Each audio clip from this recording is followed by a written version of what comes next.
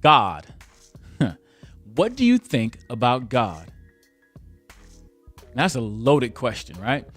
Well, A.W. Tozer wrote in his book, In the Knowledge of the Holy, what comes to our minds when we think about God is the most important thing about us. Think about that. He said, what comes to our minds when we think about God is the most important thing about it. He's making an argument that your hair is not the most important thing about you. Grateful of that. That your looks, your money, your status, those things aren't the most important thing about you. It is what you think about God. And I actually agree with them, because what you think about God determines your focus, your direction, and even the quality of your life. Think about that. What you think about God is the most important thing about you, about me. So what is it that you believe about God? What do you think about God? Well, as a kid, I had a bunch of different ideas about God. And one of them was that God was this mean man up in heaven just waiting for me to mess up so he can just step on me.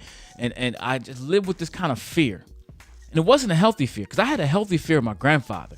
You know, he loved us, he cared for us, but yet you didn't play, you didn't mess around, right?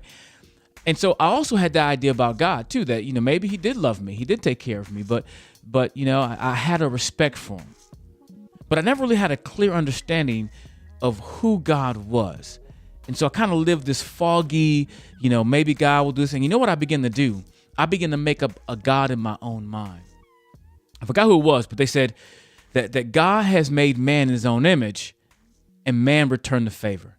And when there's a void about what true knowledge of God is, we all tend to make up our own ideas of what God would be like, what's acceptable to God, what God is like.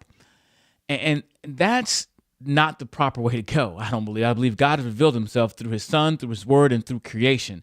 So we need to know what God is all about and who God is, and we can know that through those three areas.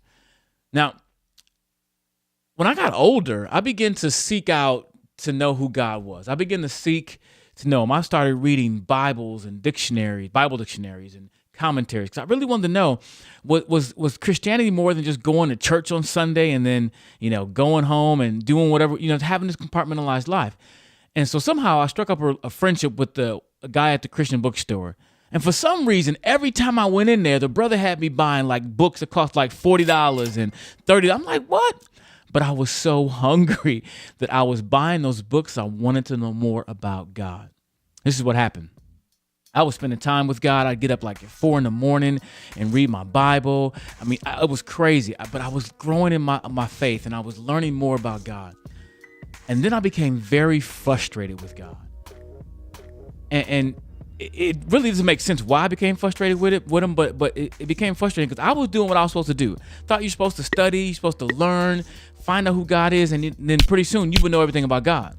And so my frustration was I could not know everything about God. God would not fit into my head. It just wouldn't happen. And so that frustrated me until I figured this out.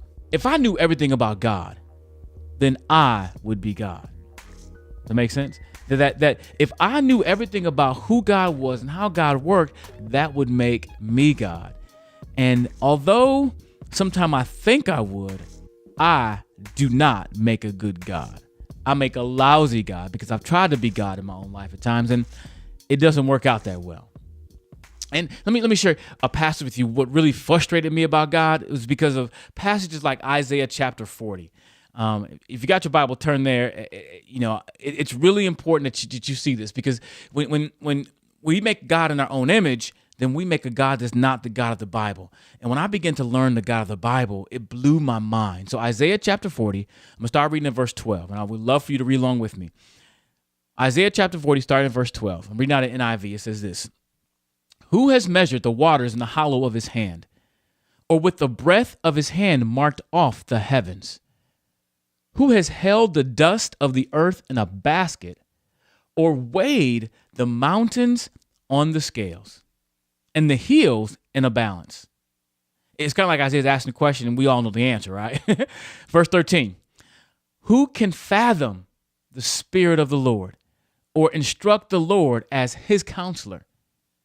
Who did the Lord consult to enlighten him, and who taught him the right way? Who was it that taught him knowledge and showed him the path of understanding? Surely The nations are like a drop in a bucket. They are regarded as dust on a scale. He weighs the islands, though they were fine dust. Lebanon is not sufficient to burn for offering, nor its animals enough for a burnt offering. Before him, all the nations are as nothing. They are regarded as worthless and less than nothing. I mean, I read that and it's like, what? Like he said the nations are counted to him as less than nothing. I don't think that means we're meaningless, that we don't have any value, but compared to God, we don't have any. He said the nation like a drop in a bucket. Now, I don't know if you've ever heard like water drop in a spigot that's broken, like you can't fix it, just drop, just bloop, bloop. He says the nations are like a drop in the bucket before God. And so that kind of stuff kind of just bothered me. And then he says we're less than nothing, and some versions say meaningless or worthless. You know what? I kind of think I'm important sometimes. You know, I mean, you do too, be honest. You feel like you're important, right? People count on you. You do things. You feel like you're important. And I get that. But not before God. Not as compared to God.